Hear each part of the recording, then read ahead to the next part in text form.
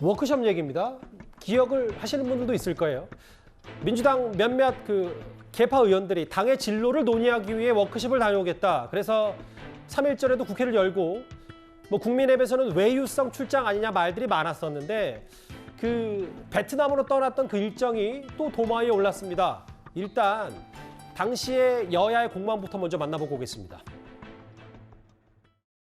의원들이 오래전에 잡힌 일정이고 특히나 좀 당내 상황이 좀 복잡한 상황에서 이런 상황을 좀 진단하고 또 향후에 당의 단합을 어떻게 좀 깨할 것인지 논의하는 그런 연례적으로 해왔던 그런 워크숍이라 그래서 상황과 또 그런 이 소통과 당내 단합과 관련된 향후 좀 더 좋은 미래의 어떤 역할을 고민한 자리라고 그래서 그러면은 알겠다라고 제가 말씀을 드렸습니다.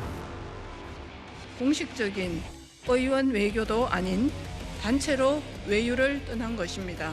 당의 진로와 총선 준비, 진보의 재구성 방안을 준비하기 위한 워크숍이라고 합니다. 민주당 진로를 베트남에서 찾는다, 외국에서 총선 준비를 한다. 과연 어느 국민이 납득하겠습니까? 구차하기 짝이 없습니다. 저희가 준비한 화면에 대략적으로 잘 설명이 되어 있는데 전현직 30여 명이 최대 계파 더미래 소속 전현직 의원들이 동행을 했다. 사진들이 몇 가지 이제 매체를 통해서 포착이 됐고, 근데 이제 마사지샵은 일부만 갔고 주말이라서 약간 휴양지도 갔다라는 게 이제 더미래 측의 설명인데 어떻게 보셨어요, 이 기사를? 저는 외유로 이제 비판받을 대목도 어느 정도 있지만 저는 좀 색다른 시각으로 좀 지켜봤습니다. 아마 저것은 포스트 이재명을 대비하기 위한 민주당 내 새로운 움직임이다. 사실상 방탄을 거부한 출국이다. 이런 시각도 좀 가능할 것 같습니다. 왜냐하면 저기 갔던 분들의 면면이 국회의원은 한 20명 정도 됩니다만 문재인 정부에서 장관과 부총리를 지냈던 분들도 함께 포함이 돼 있고 대통령실 수석을 지낸 분도 포함이 돼 있거든요.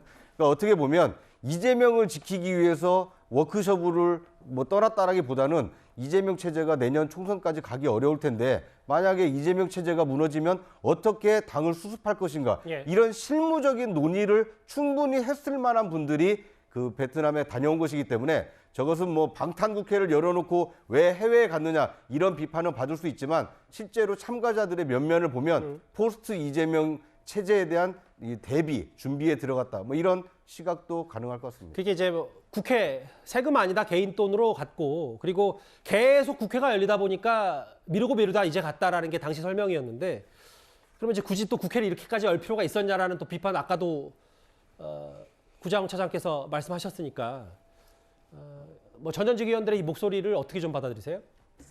그러니까 지금 보면 일단 국회를 왜 열었냐라고 이제 하셨는데, 어쨌든 임시국회를 연 거에 대해서 국민들께 충분히 설명이 안 되고 있는 상황이라는 점은 민주당이 겸허하게 받아들여야 한다고 생각을 합니다. 실제로 입법 성과라든지 정책적으로 국민들께 어필할 수 있는 소위 말하는 임시국회의 효과를 제대로 거두지 못했기 때문에 전 이 부분에 대해서는 좀 비판을 하고 싶고요.